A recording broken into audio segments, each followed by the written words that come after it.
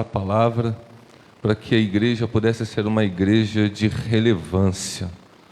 E eu tenho certeza que é isso que Deus quer para a sua igreja nos dias de hoje, que nós possamos exercer um papel de liderança. Tito, capítulo 1, a partir do versículo 5, quem achou diz amém. Diz assim o versículo: foi por esta causa que eu deixei você em Creta, para que pusesse em ordem as coisas restantes, bem como em cada cidade constituísse presbíteros, conforme prescrevia você. Alguém que seja irrepreensível, marido de uma só mulher, que tenha filhos crentes, que não são acusados de devassidão, nem são insubordinados. Porque é indispensável que o bispo, por ser encarregado das coisas de Deus, seja irrepreensível, não arrogante, alguém que não se irrita facilmente, não apegado ao vinho, não violento, nem ganancioso, pelo contrário. O bispo deve ser hospitaleiro, amigo do bem, sensato, justo, piedoso, deve ter domínio de si, apegado à palavra fiel, que está de acordo com a doutrina, para que possa exortar pelo reto ensino e convencer os que contradizem este ensino. Porque existem muitos, especialmente os da circuncisão, que são insubordinados, falam coisas sem sentido e enganam os outros. É preciso fazer com que eles se calem, porque andam pervertendo casas inteiras, ensinando o que não devem, com a intenção vergonhosa de ganhar dinheiro. Foi um dos cretenses, um próprio profeta deles, que disse: os cretenses são sempre mentirosos, feras terríveis, comilões preguiçosos. Este testemunho é verdadeiro. Portanto, repreenda-os severamente, para que sejam sadios na fé e não se ocupem com fábulas judaicas nem com mandamentos de gente que se desvia da verdade. Todas as coisas são puras para os puros, mas para os impuros e descrentes nada é puro, porque tanto a mente como a consciência deles estão corrompidas. Afirmam que conhecem a Deus, mas o negam por meio do que fazem. É por isso que são abomináveis, desobedientes e reprovados para qualquer boa obra. Gracioso Deus, nós te damos graças pela tua palavra, nós nos submetemos ao poder do teu Espírito. Eu me coloco como um vaso nas tuas mãos, para que a excelência do teu poder seja pertencente somente a ti. Que o Senhor derrame sobre nós uma unção de sabedoria, de conhecimento, de discernimento, para que a nossa vida seja verdadeiramente edificada sobre o firme fundamento da tua palavra. Reina entre nós, que mentes e corações estejam abertos para ouvir a semente que traz frutificação para a tua glória. Assim nós oramos no nome de Jesus. Que a igreja diga. Pode se assentar, queridos, em nome de Jesus. O tema dessa pregação é uma igreja relevante nos dias de hoje. E lá em Porto da Pedra, no dia do aniversário, eu comecei a introdução dessa pregação fazendo a seguinte pergunta: estamos aqui há 15 anos e tenta imaginar que amanhã uma grande faixa aqui na igreja, a igreja está fechada e uma grande faixa está lá presente. A Igreja Nova Vida, no Porto da Pedra, fechou as portas. E eu perguntei para eles: quantos vocês acham que lamentariam a igreja fechada? A igreja não vai mais existir agora aqui nesse bairro. Quantos chorariam por isso? Quantos realmente se lamentariam e sentiriam a perda, a ausência da nossa igreja nessa comunidade? Quantos passariam falando: nossa, que pena, essa igreja fechou, apagou-se uma lâmpada no Porto da Pedra? E eu gostaria de fazer essa mesma pergunta aqui hoje, nesta manhã. A despeito desse culto maravilhoso, desse louvor aqui excelente, parecia que tinha uma multidão de anjos tocando aqui, só tinham 2, irmãos. Eu fiquei assim, impressionado com a presença de Deus. Vocês são guiados por um homem de Deus, um pastor do Senhor. Vocês estão aqui há 36 anos. A pergunta é: se amanhã a igreja estiver fechada, nesses 3 meses, que nós ficamos em lockdown no ano de 2020, quanta falta nós fizemos para a nossa cidade, para o nosso município, para a nossa comunidade? Isso a respeito da igreja relevante. Eu tenho certeza que nós sentimos falta, mas a pergunta é: o nosso bairro sente a nossa falta? O nosso bairro sente a nossa presença? Eles sentem a nossa influência? E isso a gente tem que começar a questionar. Nós estamos completando mais um ano de vida. Eu completei agora em março 40 anos, pastor. Estou entrando agora na fase do isenta. Agora ninguém aguenta. E eu não tive coragem de fazer festa nem nada, eu só fiquei num dia celebrando a Deus, agradecendo a Deus, mas muito reflexivo. E agora? O que são os próximos 40? O que o Senhor espera de mim? O que o Senhor quer de mim? E eu penso que o aniversário a gente tem que unir essas duas coisas. Até aqui nos ajudou o Senhor, a gente levanta as nossas mãos e agradece a Deus pelas vitórias, né? 36 anos, eu fico imaginando se desse um culto de testemunhos aqui, seria uma vigília inteira para contar tudo que Deus tem feito aqui nesse lugar, amém ou não amém? Mas eu creio também que há uma outra pergunta, uma outra essência dessa data que é: e agora?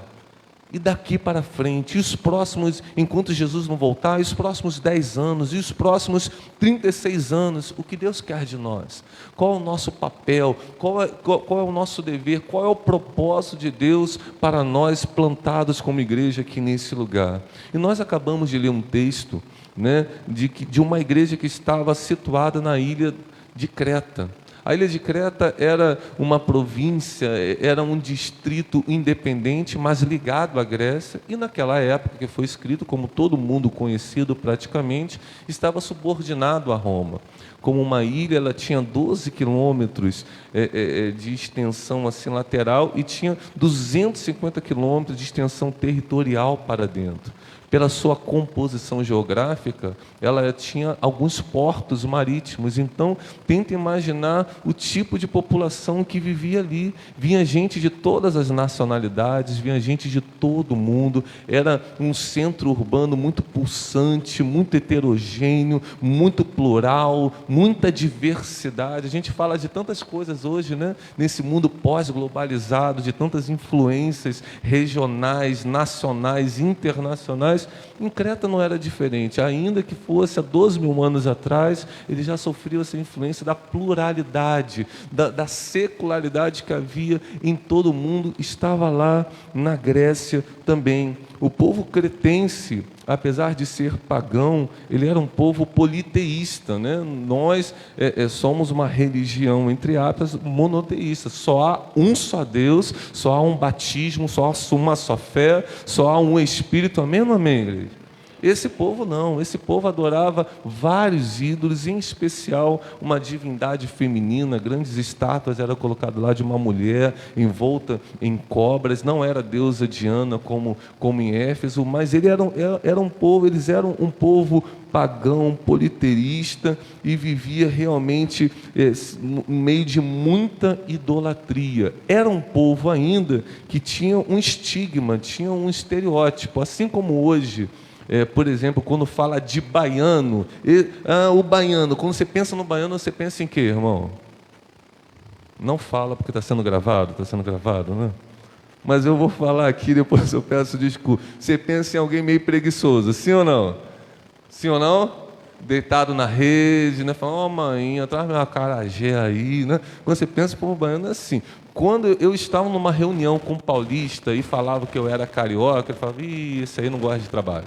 Esse aí, porque os paulistas acham que os cariocas amanhã, 7 horas da manhã, estão na praia, né, tomando água de coco, jogando futebol o tempo inteiro. A gente não trabalha, a gente não estuda, a gente não corre atrás das coisas. Existe um estereótipo, para cada região existe um estereótipo. Em Creta não era diferente. Quando se falava em Creta, era um povo traiçoeiro, era um povo mentiroso, era um povo enganador, era um povo violento, era um povo agressivo.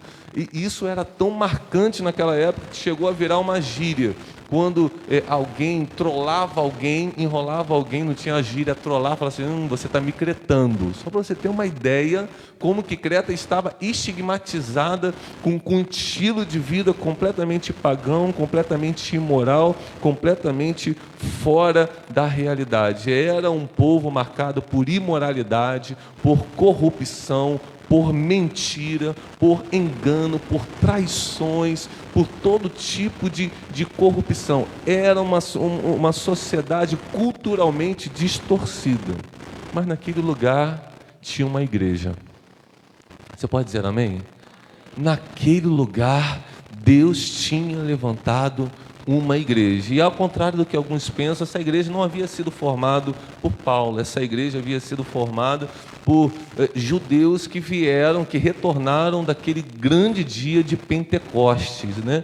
Quando o Senhor desceu o Espírito Santo, muitos foram tomados pelo Espírito Santo, falavam em novas línguas ali. Você lembra que o apóstolo Pedro pregou ali naquele lugar e 3.000 almas foram convertidas ao Senhor. Quando acabaram as festividades, eles voltaram para suas terras, inclusive Creta, e fundaram a igreja. Depois da primeira prisão de Paulo, Paulo passou por lá, pregou, fundamentou a igreja, alicerçou a igreja e começou a cuidar daquela igreja. Então tenta imaginar uma igreja plantada pelo Senhor num meio circuncidante completamente difícil que eles estavam vivendo. Agora, aquela igreja vivia dificuldades, desafios do lado de fora, mas ela também passava por dificuldades no lado de dentro. Por quê? Porque existia naquela época uma perseguição a todo o ministério de Paulo, o chamado Os da Circuncisão. Tenta imaginar, Paulo vai lá, prega, só a graça, nós somos salvos pela fé, somos salvos por meio da graça de Deus. Ele começa lá a evangelizar os gentios, ele sai, vai para outro ministério, vai para outra cidade. Quem aparece lá? Os crentes judeus falando assim, não, você tem que guardar o sábado, você não pode comer isso, não pode comer aquilo. E Paulo apóstolo, não, apóstolo é Pedro, é Tiago, é João, é o pessoal da igreja de Jerusalém. Esse Paulo aí, ele está confundindo o evangelho. Então Paulo, ele tinha as dificuldades de purificar o povo da imoralidade de fora. Ele ainda tinha o desafio de unir a igreja numa doutrina que fosse essencialmente cristã. A igreja está entendendo até aí? Então havia um desafio muito complexo, interno e externo.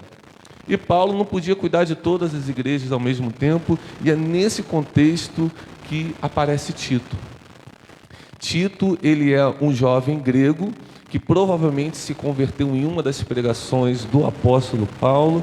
Ele passou anos ali servindo o apóstolo Paulo, sendo discipulado por ele, e chegou um momento, ele é considerado também como filho na fé, assim como Timóteo, só que Timóteo era aquele cara dócil, né? Timóteo era aquele cara mais calmo, mais polido. Você vê que de vez em quando Paulo tinha que chocalhar Timóteo. Timóteo, vai para cima, rapaz, olha, Deus não nos tem dado espírito de covardia, mas de poder, amor e moderação. Você precisa vibrar, vai junto.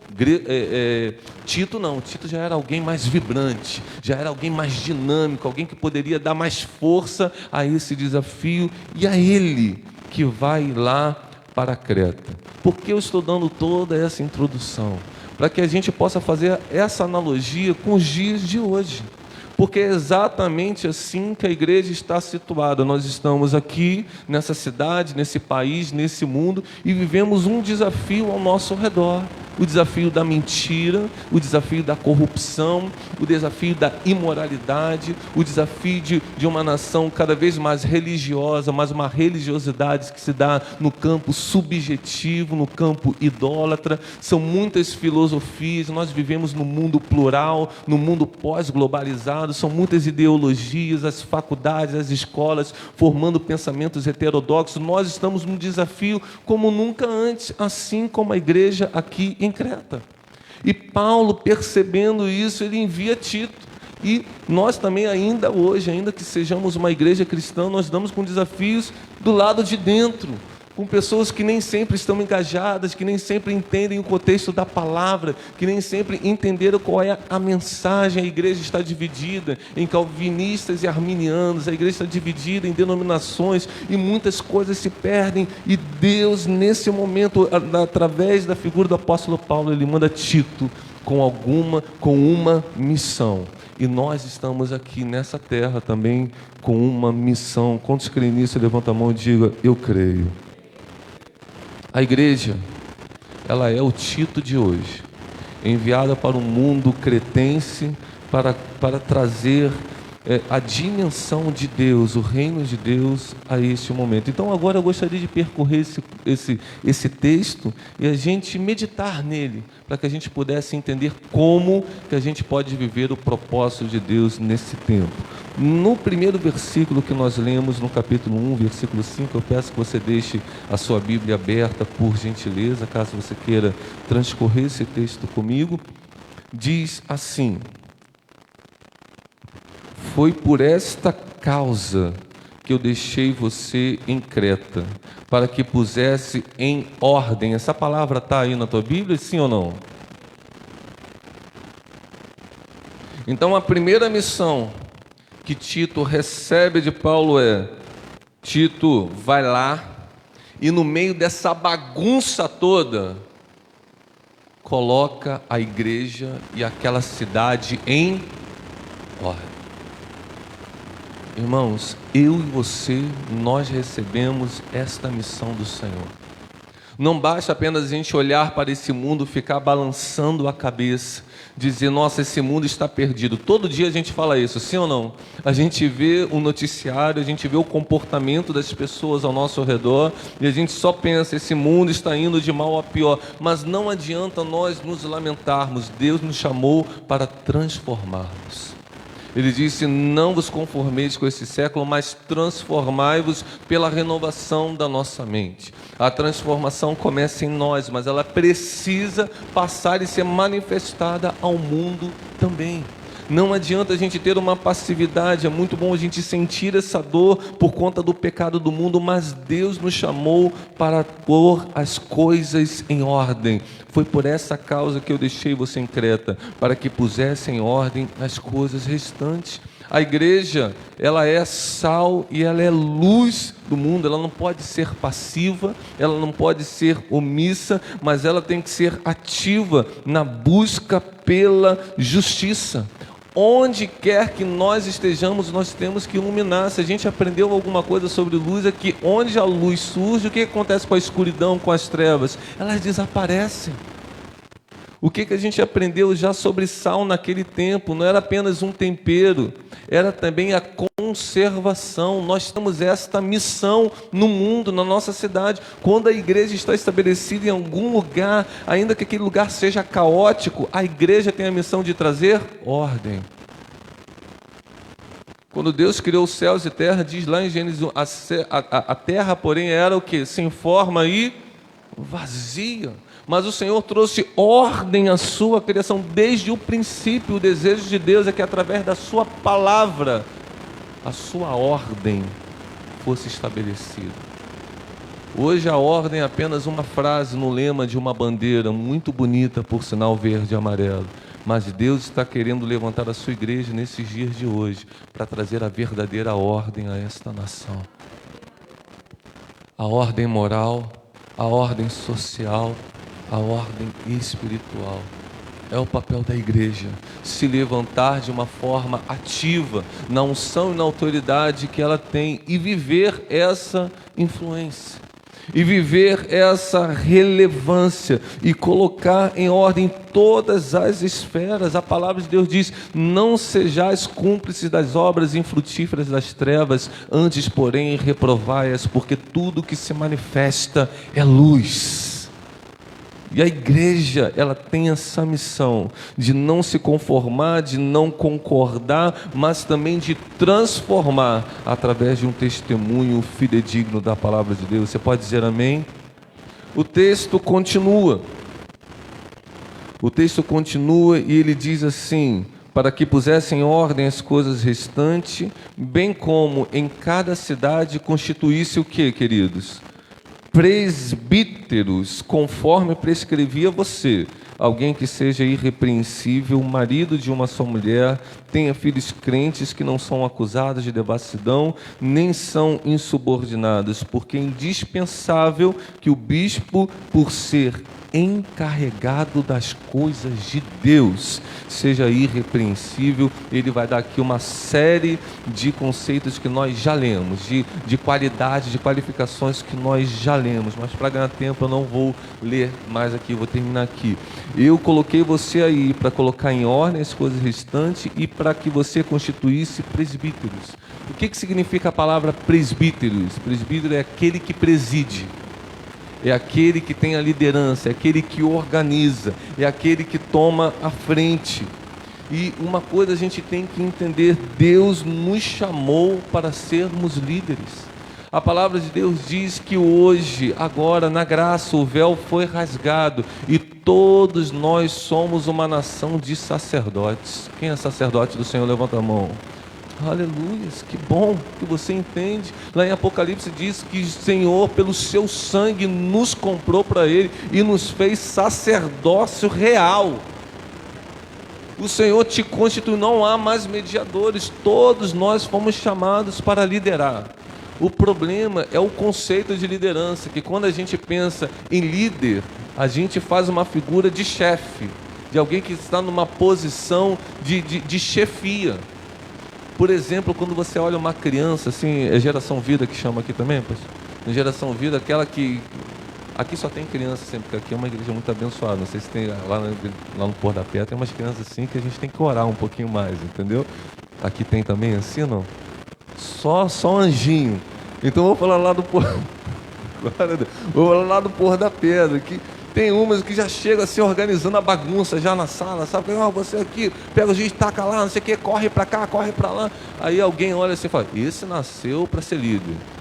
Às vezes a gente pensa em alguém só por ter o dom do comando, que ele tem o dom da liderança. E o comando, ele é um dos atributos da liderança, mas ele está lá embaixo na relação. Liderança é antes de qualquer coisa, de comandar. Liderança é a arte de fazer influência. Influenciar. Um líder que não influencia, ele só é um chefe, ele só é um mandão, ele só é um autoritário. Liderança, acima de tudo, é a influência. É aquele que chega num ambiente e transforma o ambiente. É aquele que chega num lugar e a graça e a glória de Deus chegam com ele. É aquele que traz ordem, porque para colocar ordem nas coisas, você tem que ser uma pessoa ordenada e organizada, e influente. Então, Tito, ele tem essa missão aqui, de liderar a mudança. E todos nós, seja na função de pais, de mães, de professores, de ministros de louvor, de pregadores da palavra, onde quer que nós estejamos, o Senhor já nos ungiu com uma unção de liderança. De liderança, de exercer influência, onde quer que nós estejamos. O Senhor nos chama para isso, para a gente exercer esse papel na sociedade. Você não precisa ser necessariamente um presbítero, o cargo, o bispo, o cargo. Você não precisa estar ali nomeado de um status, de uma posição de chefia, mas você pode liderar a mudança. Você pode liderar a missão, onde quer que você esteja. Isso é igreja. Um reino que se expande para fora dos portões da igreja. No trabalho, você pode ser um auxiliar, mas Deus te estabeleceu lá para liderar. Na rua, você pode ser mais um cidadão, mas Deus te levantou para liderar. Na igreja, você é um irmão, é um membro, é um servo, mas Deus te chamou para influenciar. Exerça aquilo que Deus te entregou. Não sejamos omissos. O Senhor levanta a sua igreja para liderar e influenciar a mudança. A gente não pode olhar para a Creta dos dias de hoje e achar que é normal, que o mundo está de mal a pior, que esse mundo já está entesourado pelo fogo. É assim mesmo. Enquanto estivermos aqui, nós precisamos lutar para que o reino de Deus se estabeleça na terra. Liderar no seu trabalho, na sua escola, na sua faculdade. Eu contei lá um testemunho, eu creio que vários têm testemunhos aqui, mas eu me lembro que quando eu estava lá no banco, eu era gerente geral nessa época, tinha acabado de assumir uma agência muito complicada, e fechou um ciclo semestral e eu fui para uma premiação, mas só para bater palma para os outros, sabe?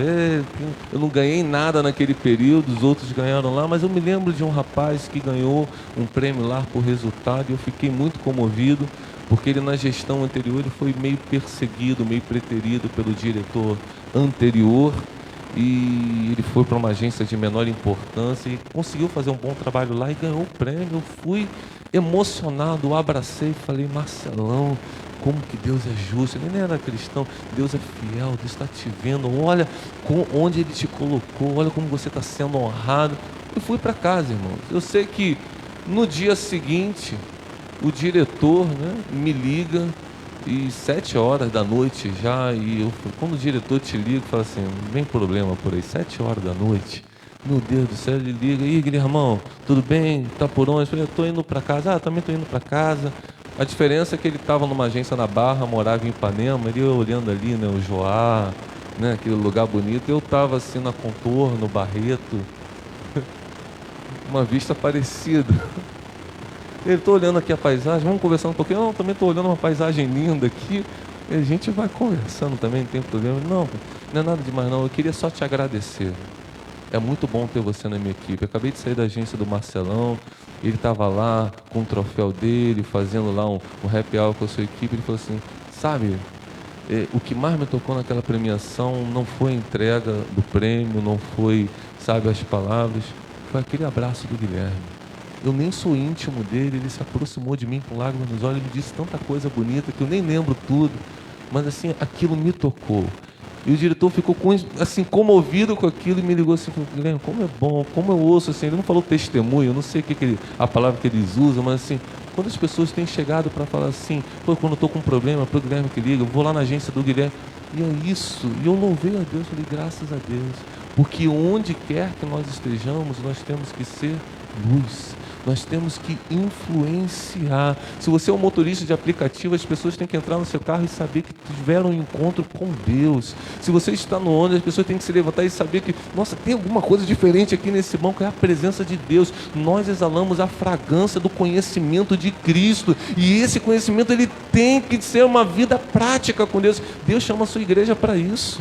É muito bom cantar, louvar, adorar, orar, ler a palavra, mas a gente precisa viver e exalar esse conhecimento na vida do próximo. Essa é uma igreja relevante, que exerce influência nos dias de hoje, que não apenas carrega uma Bíblia, mas que vive a Bíblia no seu dia a dia. Glórias a Deus.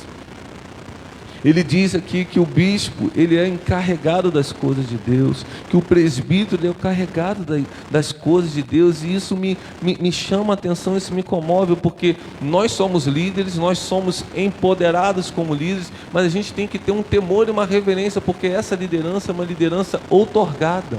Nós somos apenas, apesar de líderes, nós somos apenas encarregados das coisas de Deus. É uma mordomia cristã que nós estamos praticando. E quando a gente pensa em mordomo, tenta imaginar um mordomo naquela casa, ele administra tudo, o Senhor confiou a ele tudo. Então ele faz as compras, ele administra os funcionários, os servos ali daquela casa, tudo está sob o comando dele. Quem de repente não conhece o dono da casa até acha que ele é o dono da casa, mas ele sabe que ele só é um mordomo. É uma liderança delegada, outorgada. Ele presta contas de tudo aquilo que ele faz, de tudo aquilo que lhe é confiado na mão a fazer. E João Batista já nos ensinou: nada nos é dado se do céu não nos for dado. Seu trabalho foi o Senhor quem deu. Sua renda foi o Senhor que deu. Sua vizinhança foi o Senhor quem deu. A sua igreja foi o Senhor quem deu. Esse talento que você tem foi o Senhor quem deu. E o Senhor nos deu com um propósito: que nós possamos glorificar o nome dEle, que nós possamos exercer isso com diligência e com excelência.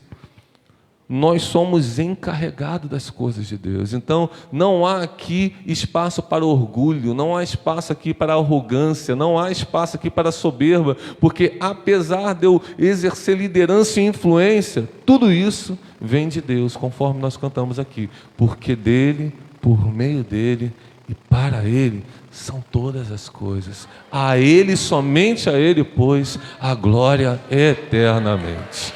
Aleluia. Aleluia.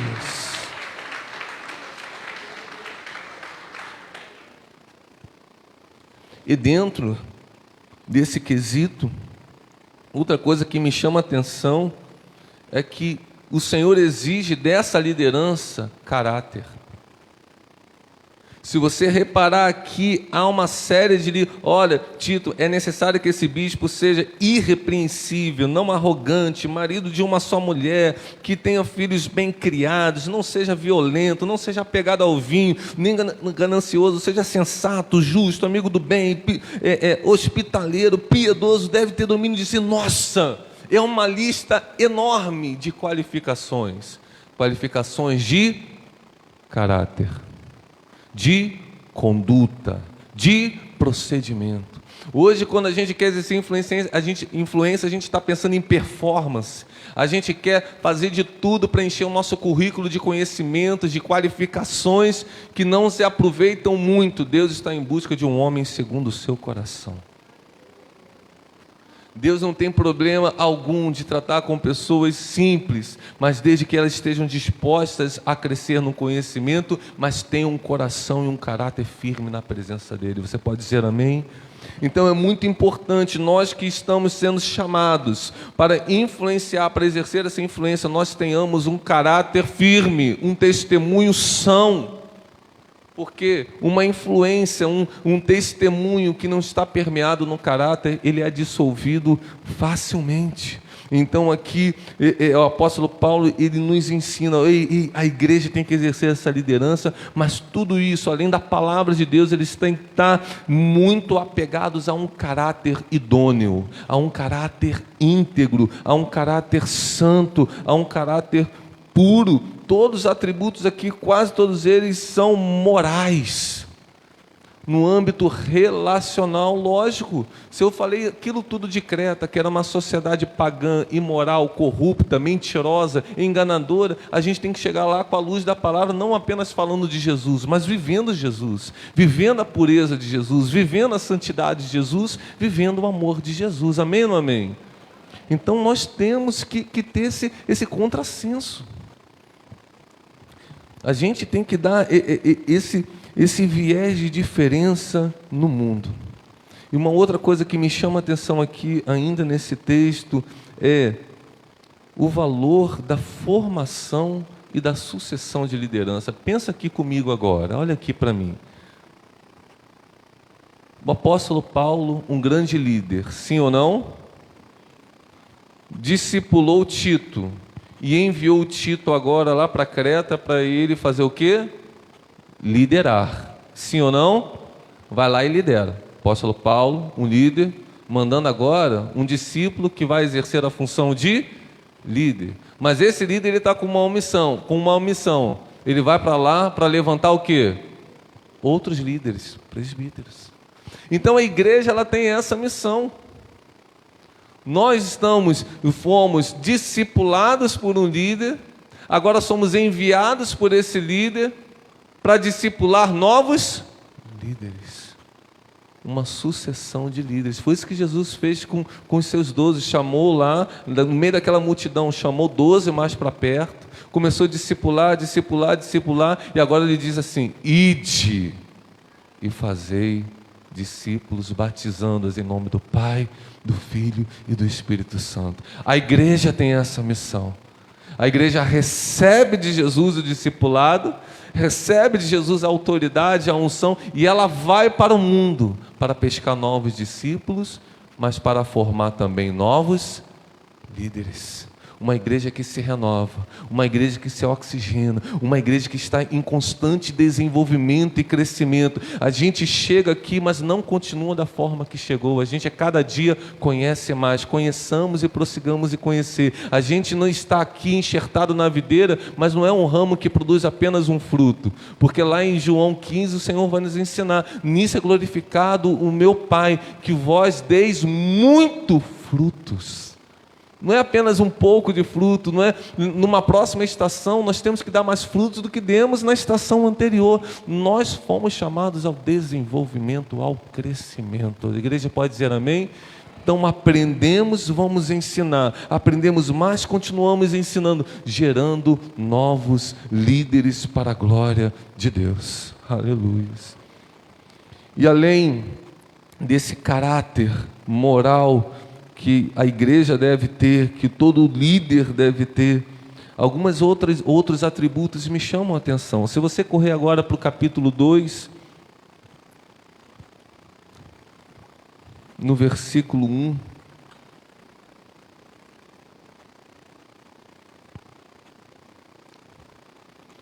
Paulo vai dizer assim: mas você, Tito, ensine o que está de acordo com a sã doutrina.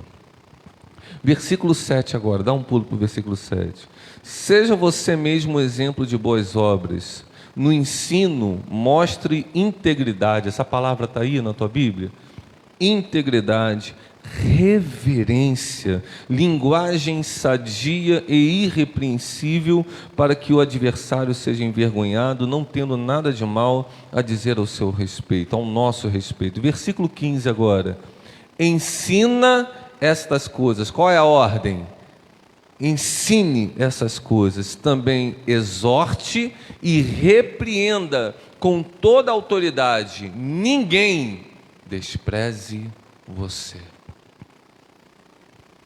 Irmãos, aqui eu estou vendo assim, apóstolo Paulo encorajando o seu novo líder Tito, dizendo assim: Tito, chega com força, chega e vai para cima, chega com firmeza, pisa lá e diz assim: Creta pertence ao Senhor. Creta não será mais a mesma. Essa igreja vai exercer relevância, influência e liderança aqui nesse lugar. Vai para cima, ensina a palavra de Deus com toda autoridade. Ninguém despreze você. Tito ainda era jovem. Tito, e naquela época, os detentores do conhecimento e da sabedoria, como ainda é no dia de hoje, mas naquela época ainda muito mais, eram os anciãos. Tito ainda era um jovem de 30 e pouco, 40 talvez, e ele poderia ser facilmente desprezado pela cultura por não ter a bagagem, a vivência necessária para ensinar a outras pessoas. E o apóstolo Paulo: não, ninguém despreze você, vai e ensina com autoridade. E muitas vezes nós somos perseguidos no mundo, as pessoas podem nos olhar com desdém, com pessoas que não sabem provar a vida, ou que não têm conhecimento, intelecto suficiente, por isso que nós somos crentes. É assim ou não é, irmãos? Nós somos muitas vezes desprezados no mundo, mas por isso nós somos bem-aventurados, né? Porque bem-aventurados sois vós, quando vos injuriarem, vos perseguirem, mentindo, disserem todo mal contra vós. O Senhor já tinha dito: todo aquele que quiser viver piedosamente será perseguido. Nós somos muitas vezes desprezados, mas a palavra de Deus nos encoraja. Ei, vai com firmeza, vai com coragem, vai com ousadia. A igreja precisa exercer essa influência de uma maneira intrépida e ousada, crendo que o Senhor venceu a morte, Ele ressuscitou e Ele está conosco todos os dias da nossa vida, e esses sinais vão acompanhar aqueles que creem. Aleluias, aleluias. Ensina essas coisas. A ordem de Jesus foi essa: ide por todo mundo e pregai o Evangelho. Pregar o Evangelho. Eu chamei esse item de zelo na pregação. Você vê que toda hora pode falar no versículo 1, mas você ensina. No versículo 7 ele vai dizer: no ensino mostra integridade. No versículo 15, ensina essas coisas o tempo inteiro. A igreja precisa ao mundo, e dentro da igreja e fora dela, ensinar, pregar, fazer o caminho delas ao conhecimento de Cristo Jesus, porque Jesus, Ele é o caminho, Ele é a verdade, Ele é a vida. É a igreja que conduz o povo ao conhecimento. Nós precisamos abrir os nossos lábios e pregar. Nós podemos ser uma igreja, eu até falei isso lá no Porto da Pedra, com N ministérios, contabilizamos lá, temos mais de 20 ministérios, mas nada pode concorrer com o ministério da pregação da palavra.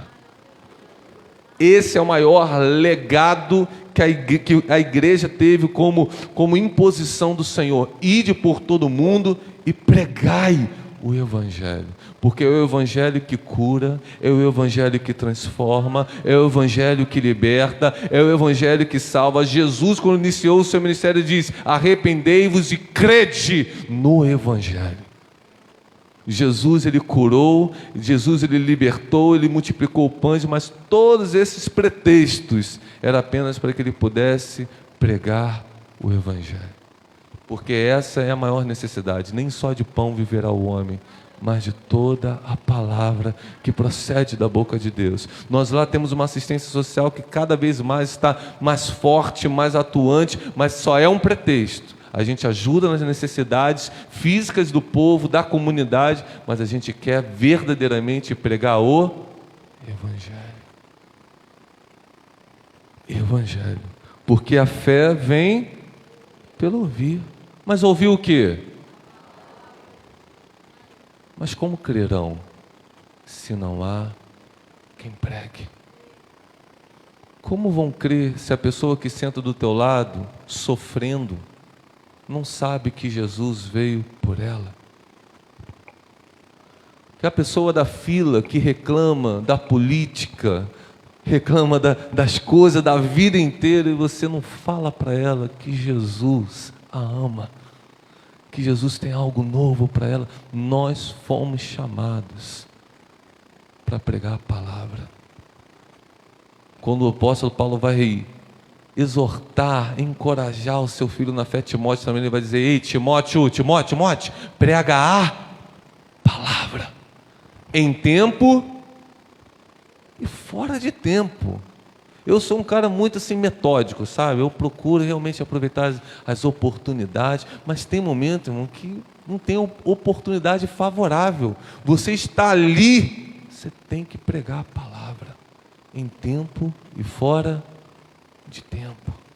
Porque haverá o tempo, dizia ele, que as pessoas vão se cercar de quê? De falsos mestres segundo os desejos e cobiças. E é o que tem acontecido hoje. As pessoas querem ouvirem coaches, mentores, filósofos, filosofia oriental, mas a gente tem a palavra que transforma a humanidade. Nós não podemos ficar quietos. É muito bom pregar com o microfone na mão, mas a igreja também foi chamada para pregar no dia a dia, no individual, na sua escola, no seu trabalho, na sua casa, na sua família, na sua vizinhança, exercendo relevância. E qual é o selo da verdadeira pregação? Ele vai dizer aqui: ensina essas coisas com integridade, com reverência e com autoridade. Sabe, igreja, o mundo não lê Bíblia, nós lemos Bíblia. Bom, pelo menos eu acho que nós lemos, né? Sabe qual é a Bíblia que o mundo lê? Você. Você é a Bíblia que o mundo lê. Eles vão entender que amar a Deus acima de todas as coisas é o maior mandamento quando ele vê a sua fidelidade e obediência ao Senhor. Eles vão entender que amar o próximo é um mandamento igualmente semelhante quando você serve ao próximo de todo o coração, quando nós não somos indiferentes, quando nós temos uma paixão pelo serviço. Sim ou não? Nós somos a Bíblia que o mundo lê. E o apóstolo Paulo nos ensina aqui: nós temos que ter integridade. Integridade é viver a verdade da palavra.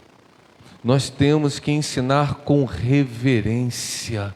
O que é reverência? Temor ao Senhor. Toda a glória pertence a Ele. Nós não somos dignos de nada, mas o Senhor nos vocacionou, nos chamou e nos amou quando nós ainda éramos pecadores e nos elegeu para que nós pudéssemos ser seus embaixadores e representantes. Quando nós vivemos em integridade e reverência, o ensino passa a ter autoridade. Sim ou não, irmãos? O que traz autoridade ao sermão, o que traz autoridade à pregação, não é o conhecimento teológico em si, que eu amo, que eu adoro. Que o pastor Renato, então, sabe muito mais que eu, me dá várias dicas de livros. Inclusive, está me endividando muito, dá uma parada de indicar livro. Lá que ele indica, eu compro. Eu tenho um pouquinho de compulsão de Bíblia, de estudo e de livros.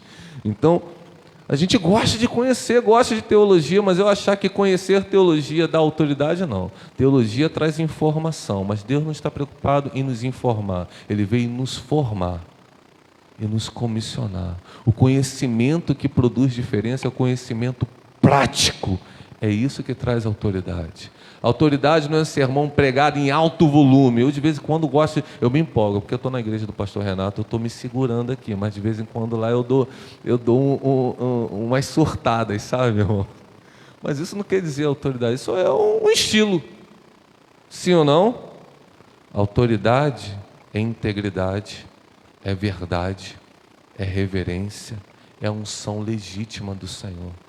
E a unção do Senhor está sobre a sua vida também. Eu posso ouvir um amém? Eu estou acabando já, eu tenho 5, 10 minutos, pastor? Tem só mais 2 itens aqui. O próximo item é uma igreja que testemunha no mundo e para o mundo. Capítulo 3, versículo 1. Diz assim: lembre a todos, capítulo 3, versículo 1, que se sujeitem aos governantes, às autoridades, que sejam obedientes, estejam prontos para toda boa obra. Prontos para quê, igreja? Toda boa obra. Porque a fé sem obras é o quê? É morta. Me mostra essa tua fé aí sem obras, que eu com minhas obras te mostrarei a minha fé. É justo nós falarmos que não somos salvos pelas obras? Claro que não somos, não há mérito algum. Deus morreu por nós quando nós ainda éramos pecadores. A Ele seja a glória eternamente. Não merecemos o céu, é pela graça e somente pela graça. Mas se é justo nós dizermos que não fomos salvos pelas obras, é igualmente justo que digamos que nós fomos salvos para as boas obras. Amém ou não amém? Então ele diz aqui: sejam obedientes, estejam prontos para toda boa obra. Versículo 2, que não difamem ninguém, que sejam o quê? Pacíficos, bem-aventurados os pacificadores, porque eles serão chamados irmãos. Crente que fica arrumando confusão no mercado, conhece crente assim ou não? No mercado, no trânsito, no trabalho, meu Deus do céu, irmão, seja um pacificador. A minha paz vos dou, disse Jesus. A Bíblia diz: e o Deus da paz. Nós somos chamados de filhos de Deus não quando carregamos uma Bíblia, mas quando vivemos em paz com os nossos irmãos. Nisso conhecereis o mundo, que sois meus discípulos, se tiverdes amor uns pelos outros. Um amor que não vive em paz não é amor. Porque o amor é paciente, é benigno, não trata com aspereza, não é inconveniente, não se ressente do mal. O que é isso? É viver em paz.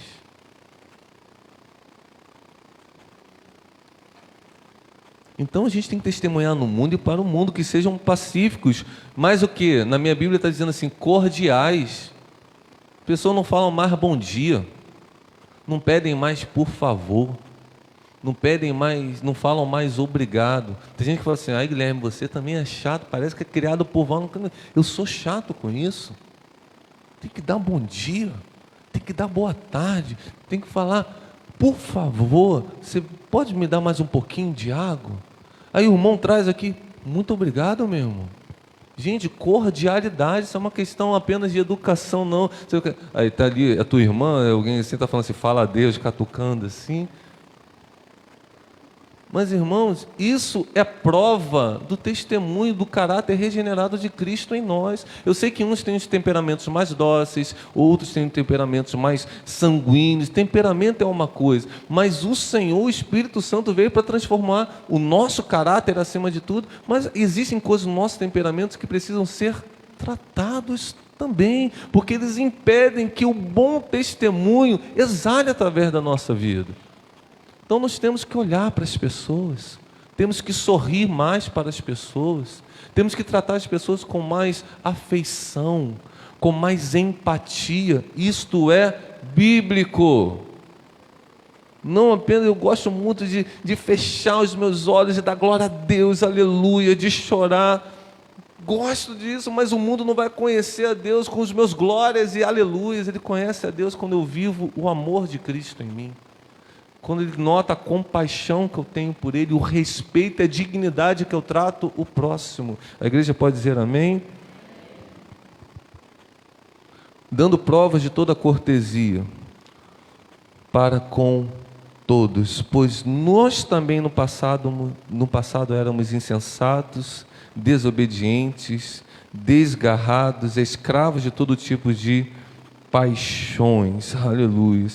No versículo 8 ele vai dizer: fiel é esta palavra, e quero que você fale ousadamente a respeito dessas coisas, para que os que creem se encaminhem na prática de boas obras.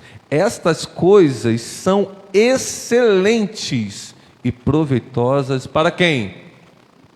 Todas as pessoas. Quando você vive essa lista aqui, eu acabei pulando algumas aqui, isto é excelente e proveitoso para todas as pessoas. Uma igreja relevante que faz diferença é uma igreja que é empenhada em boas obras. Sabe, eu estava falando lá no Porto da Pedra, existe um perigo muito grande da igreja se tornar uma igreja monástica. E às vezes eu tenho essa impressão de que alguns se convertem e meio que viram monges crentes. Tudo que eles fazem agora, antes eles estavam lá com as suas famílias, com os seus amigos, se converteram, amém, glória a Deus, aleluia. Mas tudo que eles fazem agora é pegar uma Bíblia e estar todo domingo na igreja. E eles abandonam a sua família, e eles abandonam os seus amigos, e não é isso. Jesus orou assim: Pai, peço que não os tire do mundo, mas que os guarde do mal. Como nós vamos exercer influência se todo o nosso sal fica dentro da onde? Do saleiro. Eu não preciso ser mais salgado por você, irmãos, mas tem um monte de gente nesse bairro, nessa cidade, que precisa receber um tempero do Espírito de Deus que está na sua vida. Existem pessoas ainda na sua casa, na sua família, que precisam. Então eu lido com algumas coisas assim: não, eu não vou na festa do meu cunhado. Por que não vai na festa do teu cunhado, irmão? Não, porque lá tem cerveja. Mas qual o problema, irmão? Você vai beber, você vai se sentir tentado, aí você está com problema aí. Não, irmão, mas calma aí, o teu cunhado não é digno de você estar lá, mas Jesus então era digno de entrar na casa do publicano? Entende, irmãos? Então então você é mais santo que Jesus foi na casa de Zaqueu. Jesus foi na casa de Levi, e Levi chamou os seus amigos publicanos, aqueles que estavam expulsos da sinagoga. E você não pode ir na casa do seu cunhado, porque lá na festa de aniversário dele, você vai lá, fica um pouco, abençoa ele, que as pessoas vejam a sua cordialidade, o seu amor para com ele, se abençoa ele. Se tiver oportunidade, ora por ele, e depois vai embora. Eu sei que o ambiente não vai estar agregado, mas não fuja da sua família. É irmão da sua esposa. Que isso, não faz isso. Nós fomos chamados para salgar, para temperar. Nós temos que ser vigilantes. Não estou aqui fazendo uma apologia, você assentar rodas de escarnecedores, que isso fique bem claro. Nós fomos chamados para sermos santos e consagrados ao Senhor. A igreja pode dizer amém. Mas existem pessoas do seu convívio que precisam ser alcançados pelo testemunho da sua vida. E o Senhor nunca negou entrar na casa de um publicano, de ser tocado por uma mulher pecadora, de pessoas com desvios morais, nada disso. Ele foi lá, e toda vez que ele entrava naquela casa, dizia assim: hoje houve salvação nessa casa.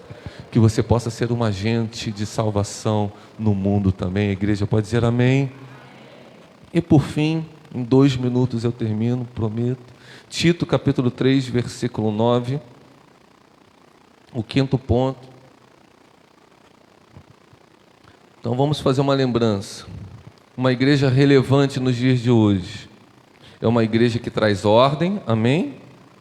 É uma igreja que exerce liderança, é uma igreja que tem zelo na pregação, é uma igreja que testemunha no mundo e para o mundo, e por fim, é uma igreja conciliadora e promotora da paz. Capítulo 3, versículo 9, ele diz assim: Tito, última coisa aqui, deixa eu te lembrar de uma coisa: evita discussões tolas ou insensatas, genealogias, controvérsias e debates sobre a lei, porque são inúteis e sem valor.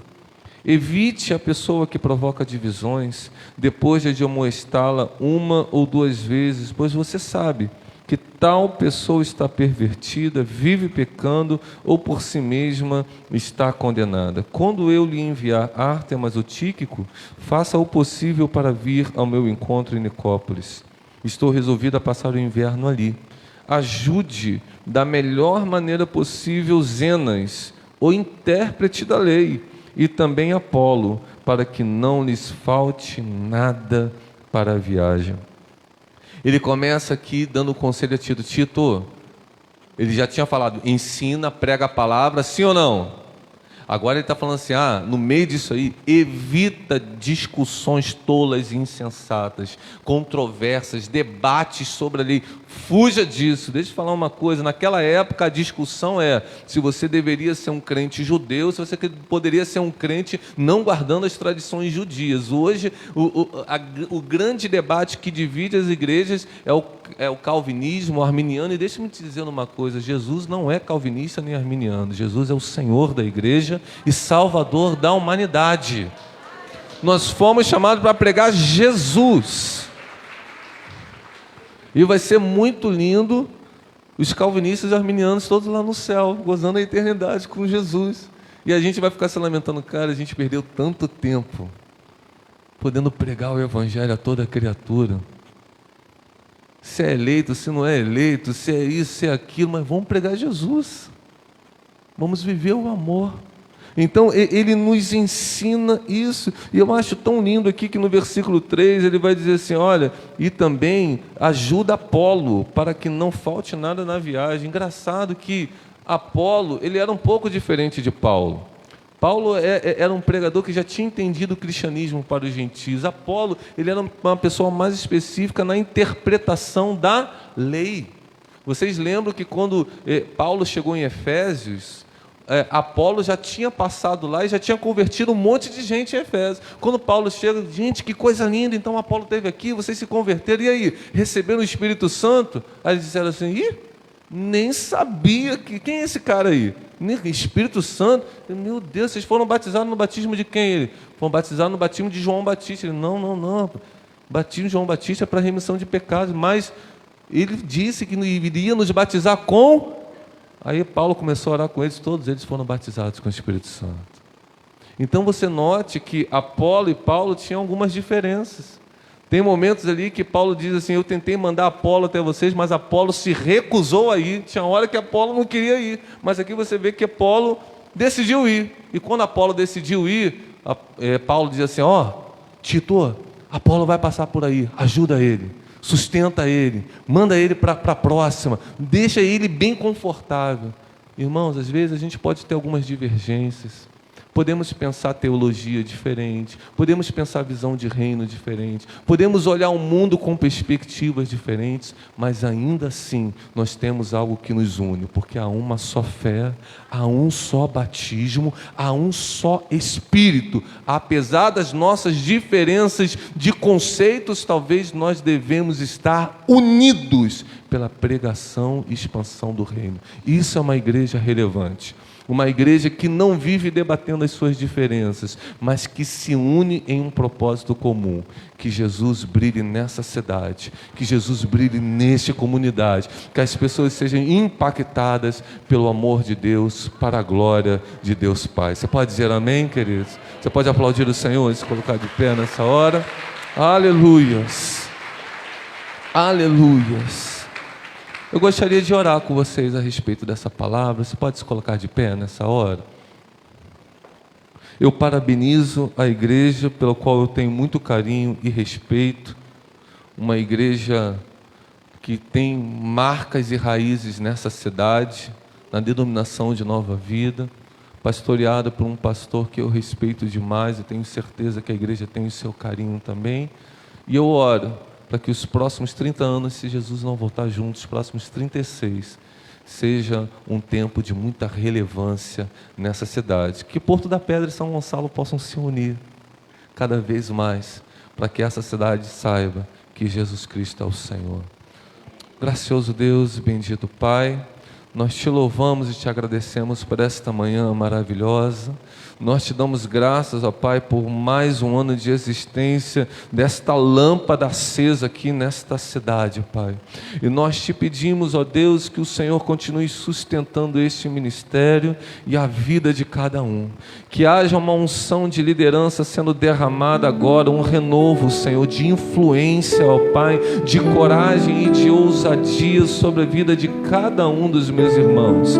Vivemos tempos difíceis, de muita angústia, de muita privação, Senhor. Ah, Deus, desde que a pandemia se estabeleceu, muitas coisas, ó Pai, vieram à tona, mas a igreja está estabelecida para trazer cura, para trazer ordem, para trazer relevância, para trazer liderança, e que ela exerça o seu papel com entusiasmo, com coragem, com ousadia, sabendo que o Senhor é por nós, e se o Senhor é por nós, quem será contra nós? Pai, venha nesta hora renovar a disposição dos teus filhos de te servirem, ó Pai. Sabemos que o mundo tem dominado, Senhor, o coração de muitos. Sabemos que o medo e a desesperança têm dominado o coração de tantos, Senhor, mas que sobre esta igreja, ó Pai, uma fé viva, uma esperança gloriosa possa, ó Deus, entusiasmá-lo para o cumprimento da missão, Senhor. Os levanta nesta manhã, continua agindo com poder, graça e glória aqui nesse lugar. Que aqui, ó Deus, o enfermo possa ser curado, o perdido, Senhor, possa ser reconciliado. Que este lugar, os teus milagres e sinais continuem acontecendo para a tua glória. Que o Senhor seja sempre exaltado aqui nesse lugar, que famílias sejam restauradas aqui nesse lugar, que a pregação da tua palavra continue sendo, Senhor, ó Deus, dada todo o enfoque e importância que te é devida como é feito. Que o Senhor continue manifestando a sua presença aqui nesse lugar, mas que quando nós também estivermos fora desse lugar, a tua presença possa continuar influenciando, iluminando, Senhor, agindo na vida de cada um dos meus irmãos. Que São Gonçalo saiba que esta igreja está localizada aqui nesse lugar, que Jesus está aqui nesse lugar, na vida de cada um dos meus irmãos, ó Pai. Faz a tua vontade aqui no nosso meio, pois somente a tua vontade é boa, agradável e perfeita. Que esta igreja viva a plenitude do propósito para o qual ela foi estabelecida, que ela venha marchar em triunfo, venha marchar em vitória, sempre debaixo da sua graça, da sua bênção e da sua maravilhosa presença. Assim nós te honramos, nós te adoramos, nós te oramos no nome precioso de Jesus, e que todos digam amém. Obrigado, querido.